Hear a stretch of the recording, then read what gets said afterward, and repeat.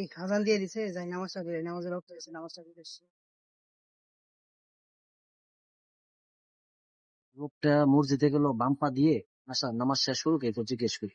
যে নামাজ শেষ করছে, যাই তো একটু জিজ্ঞেস করি। আসসালামু আলাইকুম রহমতুল্লাহ। ভাইজান একটু কথা ছিল আপনার সাথে। ওয়ালাইকুম আসসালাম ভাইজান, কি কথা ছিল ভাই? হ্যাঁ ভাইজান, তাড়াহুড়া করে আপনি বাম পা দিয়ে মসজিদে প্রবেশ করেছে।